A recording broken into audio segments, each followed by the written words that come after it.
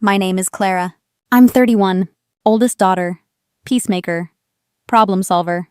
In my family, being useful means being silent. If someone breaks it, I fix it. If someone cries, I pay for it. Naomi, my sister, has 4 kids and a halo. If she sneezes, they applaud. If I bleed, they say, "You'll manage." At my wedding, Mom smiled like she was blessing me. Then she said, "We're passing the apartment his parents gave you to your sister." Naomi laughed. "Relax, it's just a place to sleep." Dad added, "She has 4 kids, grow up." The forks stopped. The air froze. Ethan didn't raise his voice. He raised the line. That was the moment something in me finally stood up. If you've ever had to choose peace over guilt, tell me in the comments. I grew up learning that love had invoices, not hugs, obligations. When something broke, Dad sighed and said, "Clara will handle it." When Naomi cried, Mom called me to fix it. When I cried, she said, "You're stronger than this." Strength was never a compliment in our house. It was a job title. We lived 12 days behind every bill, 12 months behind every plan. But somehow Naomi always had new clothes. And Mom called it balance. I was the responsible one, which meant the invisible one. If I said no, it was attitude. If I asked for space, it was disrespect. Every boundary turned into a family meeting. By 16, I was babysitting Naomi's kids. By 18, I was paying Naomi's phone bill. By 22, I was sending money for emergencies. That somehow lasted years. Dad called it family. Mom called it love. I called it exhaustion. They said, "You're never home anyway." That phrase followed me everywhere. Through college, through rent, through birthdays I missed. Because I was too busy fixing theirs. The more I gave, the smaller I felt. And the quieter I became, the more they called it peace. But peace shouldn't feel like disappearing. It shouldn't sound like silence pretending to be love. It wasn't peace. It was maintenance. And I was the one holding the tools. Every family has a role. Mine was repairwoman, not daughter. Adulthood looked like lists that finally ended. Wake early, run, coffee, work, breathe. Discipline kept the old noise outside the door. Or so I told myself. Then I met Ethan. He laughed with his whole face. He asked questions, not favors. He brought granola bars in case you forget yourself. His parents ran a bakery. They argued about flour like surgeons debate instruments. They gave without keeping score. When they offered an apartment as a gift, I felt my ribs loosen. 2 rooms. A tiny balcony for 2 friendly chairs. A door that would lock from the inside. We hadn't signed yet. Monday after the wedding, they said. "Only if you both want it," they added. No strings, no ledger. I told my family at Sunday dinner. Mom smiled like patience wearing perfume. "That's lovely," she said. "And practical. Naomi can use it when you travel." "It's ours," I said gently. "You're never home anyway," she replied. The sentence wore slippers in our house, always soft, always cutting. Naomi started treating it like community property. She texted for the building's visitor pass number. "School pickup's easier if I park there." She asked for keys for emergencies. She posted a Pinterest board. Balcony ideas. Hanging chairs. Herb gardens. She tagged me with hearts. When I reminded her we hadn't signed, she sent laughing emojis. "Details," she wrote. "Be a team player." The week before the wedding, she called 12 times. "Can the lease go in my name for taxes?" Her voice made theft sound like teamwork. I said, "No, absolutely not." She sighed like I'd slammed a door. "You're never home anyway," she repeated. Dad texted later, "A good sister helps." I had become a good sister by disappearing. The role had benefits for everyone but me. Ethan noticed the way my shoulders lifted. He touched my arm, quiet and steady. "We can say no," he said. "We can say it without apologizing." I practiced in the mirror. No, not this time. Our home. Our keys. The night before the wedding, I stared at the balcony photo again. 2 chairs almost touching. Space small enough to belong to us. Mom messaged a group thread. "Apartment plan after the ceremony," she wrote. No question mark. Just certainty printed in pixels. My chest tightened like old laces. I set my phone face down. Ethan set a pastry in my hand. "Eat," he said softly. "Tomorrow we choose the door." I slept, then didn't. Morning came dressed like peace and rehearsal timelines. I ironed the dress that didn't wrinkle. I breathed like I was preparing for weather. I planned everything I could control. Seating chart. Cake forks. Exit song. Goodbyes. I forgot I couldn't schedule entitlement. Ceremony done. Photos done. Cinnamon in the air. Kids chasing napkin capes. I almost believed we were safe. Mom approached with her announcement smile. Dad hovered, arms folded like punctuation. Naomi drifted close, already laughing. Bright and calm, Mom said sweetly. We're passing the apartment to Naomi. My brain stalled. Forks paused midair. Ethan's hand tightened around mine. Naomi tossed her hair.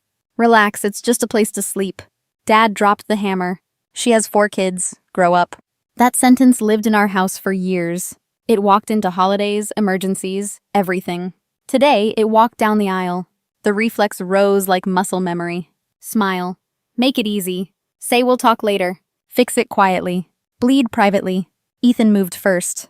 He slid off his ring, precise, not dramatic, set it beside the coffee urn. Before we sign anything, he said calm, we're going to be clear who decides about our home. The room leaned in. Mom's smile didn't blink. Sweetheart, you're new here, she told him. You don't understand how we support each other. I understand, Ethan said. I've watched Clara hand over weekends and paychecks and sleep. I've watched her be erased because she's dependable. Naomi rolled her eyes. Oh my God, it's just a place. Stop making drama. My voice arrived anyway. It's not your place, I said. It's ours. Dad leaned in, low and warning. Careful how you speak to your mother. I breathed through the old choke. I'm speaking to the plan, not the person, I said. Either way, the answer is no. Mom's eyes sharpened. After everything we've done for you? We're not unrolling a ledger today, Ethan said. Today is about boundaries. Naomi laughed, small and knife-edged. So selfish, she said. 4 kids, Clara. I know their names, I said softly. I won't fund your emergencies by default. Mom's voice dropped to sugar-coated steel. You think you'll keep him acting like this? Women who divide families don't last. Ethan didn't look away. She's not dividing anything, he said. She's ending an extraction. Silence spread. I lifted the ring, pressed it into my palm, looked at the faces I've kept calm for years. My home isn't a communal cupboard, I said. My no isn't cruelty. It's adulthood. Dad muttered. Grow up, again. I just did, I answered. Mom recovered fast. We'll sort paperwork Monday, she said. It's best for everyone. For you, Ethan said. Not for us. We returned to our table. A regular couple suddenly. Cake tasted like oxygen. Across the room, my parents held court, calling relatives one by one. Naomi typed furiously, thumbs snapping. None of it changed the sentence in the air. Our home. Our decision. My voice refusing to disappear. I didn't storm out. I didn't shout. Those aren't my moves. I stood inside the choice, felt a lock turning, heard a door closing. That day ended the conversation, not the war. Morning after the wedding, my phone pulsed like an alarm. Missed calls, group chats, demands dressed as love. Dad, family meeting 4 o'clock, don't be late. Naomi. Photo of the kids. If you love us, prove it. At noon, we signed with the notary. 18 minutes. Lemon cleaner. A manila envelope that felt like a future. At 13:58, we parked at my parents' house. Together, Ethan said. Together, I answered. Inside looked like a hearing. Mom on the couch, Dad folded tight. Naomi with a notebook, TV on mute. On the fridge, a fresh list in my handwriting. Clara, call power, fix sink, check Naomi's car. Mom cleared her throat. We'll do this quickly. Give Naomi the apartment for a year. We'll revisit after. You're never home anyway. No, I said. Dad bristled. Don't speak to your mother like that. I'm speaking to the plan, I said. The answer is no. Naomi. Alternative, pay us $100 a month, below market. Aunt tax. The children need stability. I'm their aunt, I said. Not a second income stream. Ethan's voice was gentle. We're not negotiating our home. Mom's smile cracked. You think you'll keep him like this? Women who divide families don't last. Ethan. She isn't dividing, she's ending an extraction. Dad. If your sister ends up stranded, that's on you. She won't, I said. She has you, she has choices. Naomi's eyes glossed. You don't understand how hard it is. I do, I said. I've been underwriting hard. Silence settled like dust. Mom stood. If you leave now, you're not family. If that's the rule you need, I said. Okay. I love you. We're going home. We walked out with the envelope. Outside air felt undecorated and honest. At our building, the stairwell echoed. 2 rooms, a tiny balcony. A future on laminate floors. I set the keys on the counter, then put them in a drawer. Practice for not leaving them out. Days after were noise disguised as concern. Texts about blood pressure and crying children. Posts about people who only show up for photos. I answered once. I love you. Not discussing our apartment. Saturday. A knock with the family rhythm. Too quick. Too certain. Clara, Mom called. Open up. Naomi. The kids have to pee. We didn't move. We texted. Please don't come without asking. We're not home. A lie and a boundary. I stood still and didn't apologize.